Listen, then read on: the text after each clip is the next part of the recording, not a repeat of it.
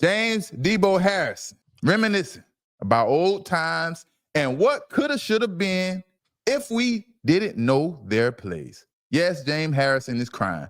Big Deebo. He's crying about the AFC Championship. He talking about us, the Patriots, whooping the Steelers in the 2004 AFC Championship game to advance to the Super Bowl.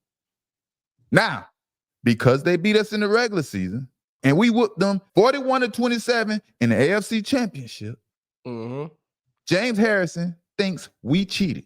And 7 of those 27 points came with seconds left in the game. So the score really was 41-20. We really beat that tail. We beat them down.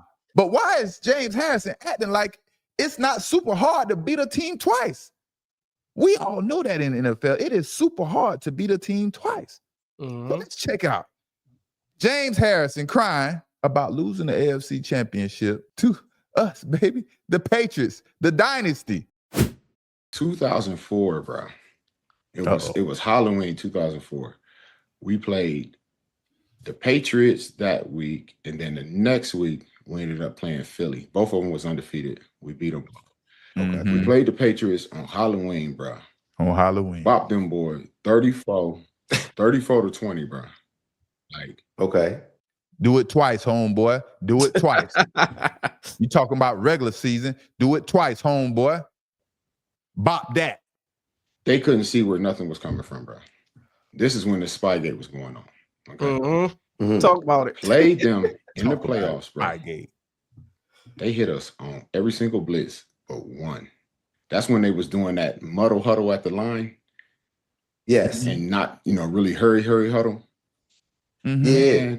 Okay. They got our signals that first game, bro. They came back that playoff game and that championship game, bro.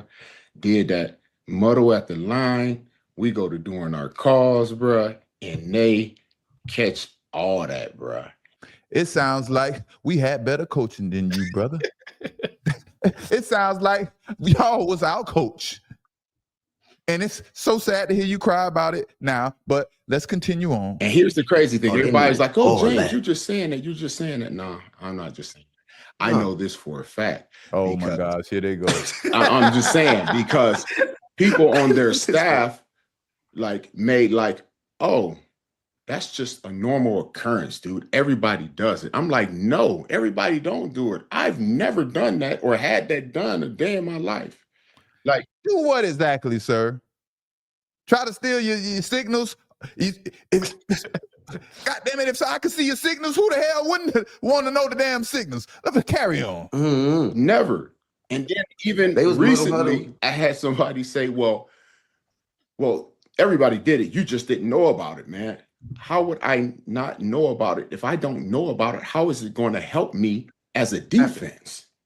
And it couldn't help us back then because the only people that had the headphone in was the quarterback. Oh, my Lord. And he had that live all the way up until what, 12, 15 seconds? Boy. Like 15 seconds? Like, dude, we showing hard here. Oh, no, it ain't coming there. Boom, they going here. We showing hard where it's coming. Oh, yeah, it's coming there. Like, boom. Only missed. They only missed one blitz, dude. Enough of this malarkey. Excuses. We can make an excuse every day of the week for every hour if we wanted to. Everybody can have an excuse. I understand there are levels to greatness, and a lot of athletes didn't get to experience the level of greatness I have experienced. And James Harrison, I'm sorry, you are one of them, brother. Just because Tom Brady or the coach recognize your poorly disguised defensive scheme, you think we cheated? If you think James Harrison, Big Ben was so great, just imagine how great Tom Brady would be to you, James Harrison, if y'all played together. Just imagine. I know you only played most of your career for the Steelers, and y'all think that Troy Polamalu and Big Ben are these great players. Man, let me tell you, there are a lot of greater players out there. Let me set you straight. Let me set you straight real quick. Now, how hard is it to realize the blitz is coming from the opposite side that the blitz is showing? Like, that's football 101. All right, I see the blitz over there. Watch the mic coming from over there. I don't know if it's the mic or the wheel or whatever. But if I see everybody faking this side, like obviously I'm going to think they're trying to trick me sooner or later, especially if you just did it when we played y'all in the regular season. Like, I hope that's not his go-to evidence to trying to prove his case, because he didn't sound like he was too convincing, or he was that he believed himself that we was cheating. He believed that they got whooped, and he couldn't understand why we whooped them so bad. I'm know glad James Harden wasn't used to the Steelers being dominated the way we dominated they tell, you know what I mean? That he wasn't used to that. So the best thing to come up with is to be a sore loser and think we had to cheat to win, and talk about that's when the Spygate was going on and all that stuff. Of course, they want to come down on us because we winning and we ain't following their rules. You know, Belichick ain't following nobody's rules. We do it how we want to do it, and nobody like it. You one of them people that ain't like it, Mr. James Harrison. Hey, but life carries on, man. Life goes on, brother. Life goes on. Man, it's good to hear you and your side of the story, because you know, all of my life, all I hear is Eagles players complain about the Super Bowl and talk about how y'all cheating and stuff like that. So to hear you say that, I always want to hear your side of the story. Exactly. and you know, I guess we cheated on defense too. I guess we cheated on the defense as well. The way we dominated their offense, like I said, the score was 40. The scores should have ended 41-20. And I guess me locking down Plaxico Burress, him only having 3 catches for 37 yards, means I cheated because I knew Big Ben signals. That's what that means. Because I locked them down. I dropped like 4 interceptions that game. Yeah, I should have made those big plays, but he didn't catch them, and he only had 3 catches because I'm dropping interceptions and stopping him from catching them. James Harrison, you know what it is? James Harrison is so disappointed in himself that he couldn't be a difference maker in this game, and his mind is starting to play tricks on him. He's so disappointed that he didn't make a difference in that game. He's like, they cheated 20 years later. Because he didn't say none of this after the game or years after, after the game and things like that. I remember that game vividly. It was one of my best games as a young pup trying to make my way in the NFL. I locked Plaxico Burress down. You understand? One of the elite receivers in the NFL at that time.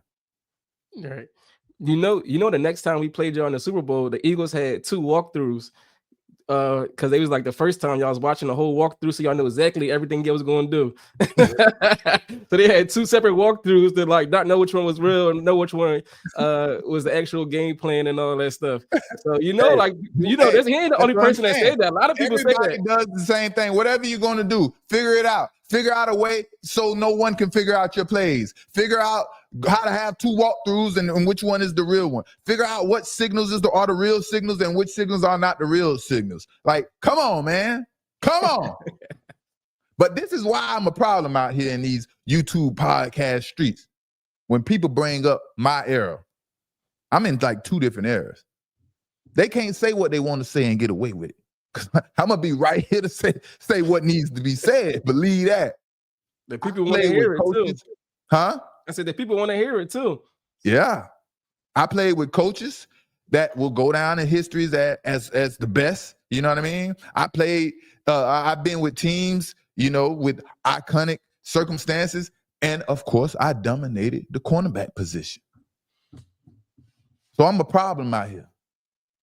Because nobody can't say what they want to say. See what I'm saying?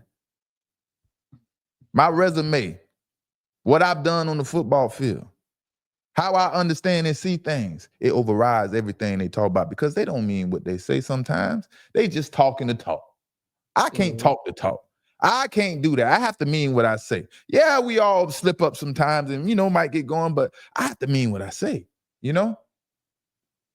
But at the end of the day, when a team or a person is so good or so good for so long, human nature would try to cause confusion to convolute the truth any day of the week. That's what's happening.